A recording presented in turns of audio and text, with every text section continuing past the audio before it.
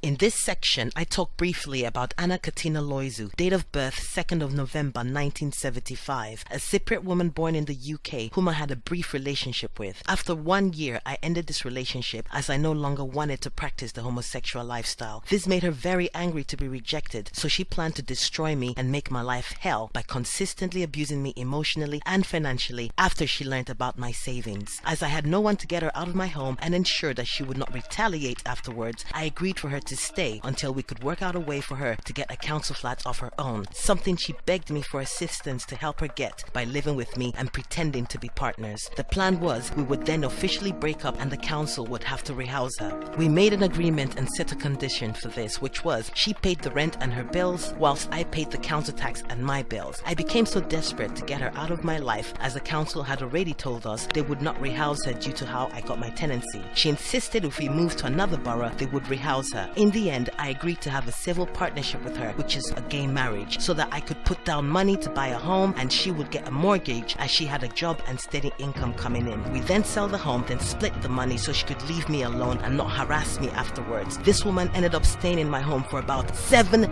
years, and in this time slandered me to people, lying to her friends, my friends, and to her family about me, and lying to the solicitors I paid to defend me in court when I was attacked. She knew I have a learning disability and used it to her advantage. I eventually had no other choice but to call the police to get her out of my home when the abuse became physical and I feared for my safety, after which she started to stalk me where I presently live.